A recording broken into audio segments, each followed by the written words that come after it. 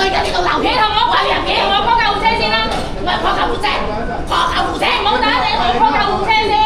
我而家就要見醫生，全部你都你哋負責。我曾去过东亚地区很多地方，在我印象中，中国大陆、台湾、日本、韩国以及新加坡、马来西亚等等，有着类似的体验和观感，一种浓厚的东亚文化感，或者说这种感觉有点类似于西方人眼中对东方文化的理解，内敛、古典、含蓄、谦卑、保守等等。而香港在我眼里既不同于传统的东亚文化圈，又与之紧密相连。这里的文化氛围独树一帜，让人耳目一新，同时又能在细微之中找到熟悉的印记，仿佛置身于熟悉与陌生交织的独特空间。这里是香港，我来了，欢迎大家收看我的旅行日志，我是 JJ， 我是一名摄影师。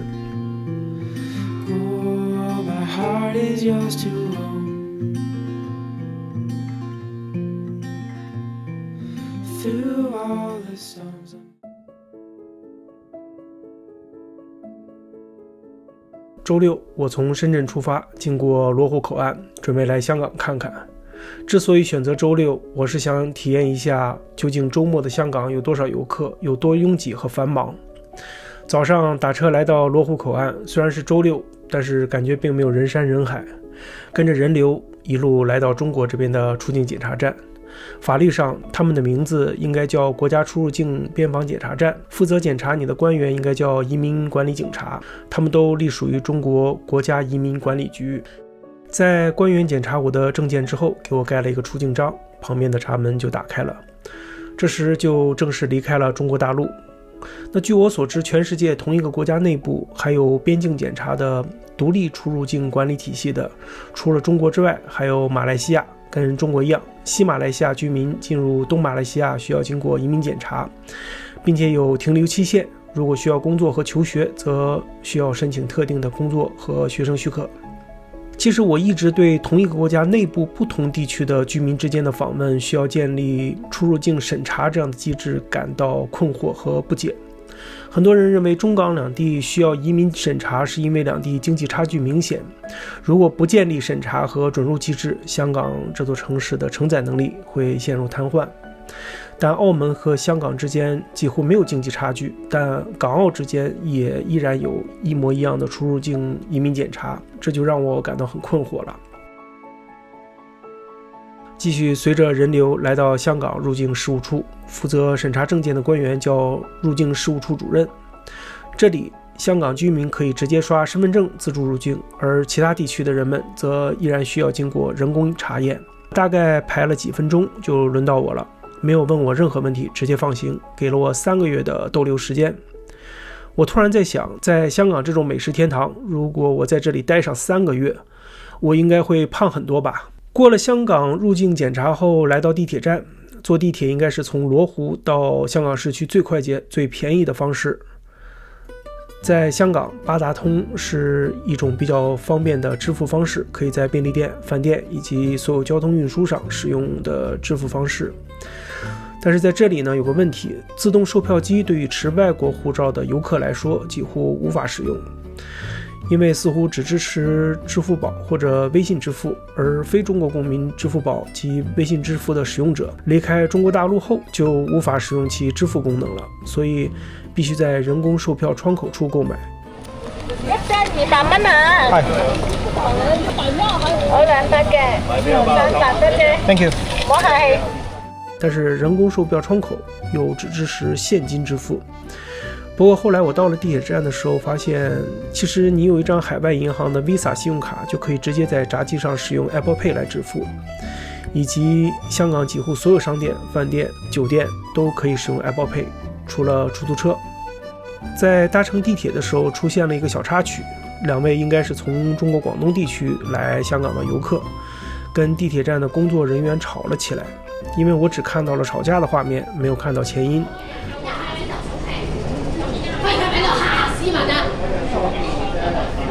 你考試我乜一俾你睇，一睇到就我要罰你錢，我要乜，跟住就報警，一下就上堂。佢呢啲叫咩態度啊？點樣對埋個市民？你要負傷，你冇你要睇下我究竟係中飛個問題，定你個執有問題，定係前面後邊個係個問題？乜都冇，就係佢乜話就乜嘢，係咪？我哋就報警，我哋就上庭。喂，咩案㗎？犯咩大罪啊？你將監護一個入閘記錄根據港鐵報例，我咪講咗咯，你部機有冇問題先？而家你有冇講？你叫到其他人邊擺到你講？喂，你下一步，我同你講，我而家呢度留你同我講人嘅，我 call 救護車先啦，我 call 救護車，call 救護車，唔好打你，我 call 救護車先。而家唔需要救護車。你睇下。咁幫你 call 到救護車。係。幾多歲？有冇長期病患嗰啲？哇！唔係乜好啊！而家因為佢，我先會留意。即係你冇長期病患。我就係因為佢。我要我唔使同你講，我要同醫生講。因為我哋就要同救護人員講翻，我哋要準備嘢，所以就問。但係我哋而家就因為佢，我而家就要見醫生，全部你都人哋負責。我咪扣咗年齡啊！係。而家問題就係我有事，係因為佢。乜都你講晒，你哋港鐵好正常咩？一單還一單，一單係一單，一係就車有事，一係就執有事。你係咪俾佢做高級？唔係，嗱，因為我哋都係兩個部門嚟嘅，咁但係因為我哋呢度係車站，咁就車站，如果你哋需要叫救護員又好，你哋需要叫醫生都好，都可以經過我哋去叫嘅。係啦。係啊，咁呢個要先做啊！我而家上辦，你講。而家嗱，我哋想了解一樣嘢就係嗱，救護車我哋換咗啦，咁係咪需要叫埋警察？如果需要，警唔警察邊辦理呢個同事？係佢講嘅，係佢。你而家入到我情緒激動，係你自我激動嘅。係。根据对话的内容，似乎是地铁站工作人员认为2位游客购买了不符合目的地的车票，而导致无法通过闸机，并且警告2位游客，如果被指控逃票，可能会被开具罚单，并且被起诉，且要上法庭。这2位游客听到说要上法庭，一下子就炸了，情绪非常激动的大声指责工作人员恐吓威胁他们，并且说因为自己被恐吓而导致口腔出血，需要报警叫救护车。而此时另外的工作人员真的打电话报警且叫救护车了。在叫救护车的时候，询问该名游客年龄、过往病史等等救护车来之前可能需要询问的问题，而该游客情绪又更加激动，又不愿意回答这些问题，看起来似乎又不想叫救护车了。其实这个事件虽然是个巧合，但是呢，也反映出中港两地虽然已经融合了将近27年，但还是存在着巨大的文化差异。这种文化差异呢，更像是中西方的文化差异。我们这些生活在北美或者欧洲地区的华人，可能会对这种文化差异有着更直观的感受和冲击。在国内的一些地方，有些人遇到自己认为被不公正对待的时候呢，情绪激动，大声驳斥，有时可能会让对方妥协，但在西方世界里，情绪激动不仅不能解决问题，反而会给自己带来更大的麻烦。而像视频里的地铁工作人员对人们进行法律上的警告，通常并不会被人们理解为恐吓和威胁，更像是一种法治社会独有的沟通方式，即作为工作人员，我有义务告诉你，如果你的动机违反了某项法律，可能需要承担法律上的后果。而这种沟通方式在2位游客眼里则像是一种歧视性的威胁和恐吓。就这样，两者进行了长达半个小时的无效沟通，而我也没有继续关注事态的发展，决定离开了。在这件事上，我作为一个既不长期生活在中国大陆，也不生活在香港的局外人看来，其实没有谁对谁错。我认为随着中国大陆近几十年的高速发展和经济繁荣，很多大城市，比如北京、上海、深圳、广州等一线城市，已经渐渐从以前的人治社会过渡到了法治社会，人们更懂得用法律和规则来约束不公和保护自己。但是也有很多不那么发达的地区，人们还存在着根深蒂固的人治社会情节，对法治社会的一些规则还不太理解。当然，我相信随着中国经济的发展，时代的进步，中港两地这种差距会越来越小。当然，我看到网络上很多大陆同胞对自己在香港旅行的一些遭遇表示出诸多的不满，比如认为自己受到歧视，比如服务人员爱答不理、不耐烦等等。其实作为我个人来说，这几年经常往来于港澳和内地之间，我是没有很强烈的感受过香港人对我的歧视，但是我能明显感受到香港服务业的快节奏。在这里我要提一个很有意思的事情，相信很多住在纽约的小伙伴习惯了纽约服务业的快节奏，第一次去纽约以外的美国乡下地区吃饭，会很疑惑为什么当地人可以一顿饭吃3个小时，光是从你就座到有服务员来给你点餐就有可能1个小时过去了。没错，在纽约，商家为了翻台率，会在你进门就恨不得马上点餐，还没上菜就恨不得你马上买单走人。在你吃到一半的时候，就有服务员来问是否要加菜，其实潜台词就是时间差不多了，你需要快点吃，快点走人。而这种大城市的快节奏服务逻辑，在香港似乎还要加个倍数。我作为一个纽约客来到香港，也会有些不习惯这里更快的节奏，甚至包括食物的交流都不会用全称，用简称，比如無糖可樂佢哋叫無可，加冰檸檬可樂佢哋叫凍檸樂，酒色呢就係唔要醬汁，酒青呢就唔要葱同香菜，酒冰呢就唔加冰。总之，为了节省时间，为了翻台率，为了让你交了钱赶紧走，他们会在任何的细节上细抠每一分每一秒来提高效率。而这种超快节奏，在很多生活节奏比较悠闲的内地人眼里，可能会被理解为态度差或者歧视的来源之一吧。在这里说一个开玩笑的话，我建议香港引入类似于美国的小费文化，让服务人员的主要收入来源从基础工资变成小费，客人根据服务人员的服务质量来支付小费，我想这样可能会解决香港服务业的态度问题吧。以前每次来香港，我都会来大家乐吃饭，这里的咖喱鸡、咖喱牛腩饭是我的最爱。对于我来说，仿佛有一种执念，叫做只有在香港才能吃到最地道的港式咖喱饭。这次也不例外，我点了一个咖喱牛腩饭，加了一个饭，加了一杯无糖可乐，总共71块港币。生活在纽约的人，如果偶尔去一下亚洲旅行，最大的震撼就是美元的强大购买力。在中国大陆、台湾、日韩等地，我认为旅行、住宿、吃喝基本不会太在意价格。对比纽约的生活成本来说，这些地方的物价真的很低。但香港和澳门2个地方日常消费的物价跟在纽约几乎相差无几。在同样的居住条件下，香港的居住成本甚至远远高于纽约。但我看到香港网上的招聘广告，同样的工作岗位，香港的收入又似乎远远低于纽约，所以很难想象当地人的生活压力可能真的有些大。冬日的午后，维多利亚港被一层低垂的云幕笼罩，天色灰蒙蒙的，阳光被厚厚的云层遮蔽，整个港湾都弥漫着一股清冷而沉静的气息，海风裹挟着淡淡的诗意，轻轻拂过行人的衣角，掠过海面，带起一层细细的波纹。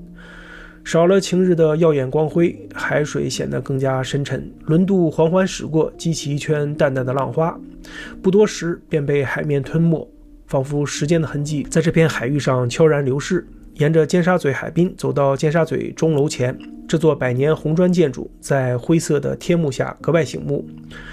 钟楼高高耸立，钟面上的指针缓缓移动，记录着这座城市的时光流逝。100年前，这里曾是九龙火车站的地标，承载着无数旅人离别与归来的故事。如今，车站已经消失，唯有这座钟楼依旧静静矗立，见证着维港的变迁，也聆听着城市日复一日的潮汐声。站在钟楼下，耳边传来海浪轻拍岸边的声音，不远处的广播响起，提醒着下一班轮渡即将起航。有人停下脚步，拿起相机记录这座城市的痕迹，有人倚靠在栏杆上，望着围岛方向的高楼，沉浸在这片冬日独有的静谧之中。维港这片阴沉的午后，没有阳光下的璀璨，也没有夜晚的霓虹流光，却自有一种深沉而宁静的美，让人不禁放慢脚步，在这历史与现代交错的时空里，感受着香港独特的韵味。我是个喜欢在都市闲逛的游客，以往每次来香港，我都只在市区里走走停停，吃吃喝喝，拍拍照，感受这座都市的氛围。但这个午后，我决定要去太平山顶呼吸下新鲜空气，也想亲自感受一下站在太平山顶俯瞰整座城市是一种什么体验。于是我提前在携程上订购了从太平山底搭乘观光缆车到太平山顶的往返缆车票，又加了一个上凌霄阁摩天台的门票，总共花了134人民币。但是因为是周末，所以排队时间很长，总共排了将近2个小时才登上缆车。缆车缓缓启动，窗外的高楼逐渐后退，城市的喧嚣似乎被抛在了身后。随着缆车抵达山顶，我迈出车厢，太平山顶的空气比山下更加清新，风从林间穿过，带来一丝湿润的寒意。沿着山顶广场，我走进凌霄阁摩天台，这是一个收费的观光场所。坐着电梯一路来到最顶层，扫码进入观景台，这里有太平山顶最好的观看整个香港岛的视角。如果想省钱，也可以去楼下免费的观景台。虽然一路上游客熙熙攘攘，但是比起市区的街道，这里少了一些紧迫感，多了一些远离都市的松弛感。尽管少了阳光的映照，整座城市仍然散发着独特的魅力。港岛的高楼大厦层层叠叠，蜿蜒的道路像是一条条脉络，将整个城市紧密地连接在一起。远处山峦被一层淡淡的薄雾环绕，像是轻柔的水墨画。站在高处，我终于体会到了那种被整个城市环抱的感觉。上午穿行于高楼之间，香港显得紧凑而繁忙。此时换个角度，登高俯瞰，才发现这座城市的另一面。它的广阔，它的层次，它的流动感，让整座城市仿佛一部巨大的精密机器，每个部件都在按照自己的节奏运转。天色暗淡下来，我坐着回程的缆车回到地面。一天的旅程短暂却也丰富，我感受到了香港的多面性。它既是一座商业都市，也是一座充满历史故事的地方。它既繁华又沉静，既现代又带着旧日的韵味，既快节奏又藏着无数可以细细品味的角落。每一次来香港都能发现新的细节，而这座城市的魅力或许正是在于它永远不会让人感到厌倦。旅程落幕，但香港的故事却远远没有结束。我是 JJ， 我是一名摄影师，感谢收看，下一期再见。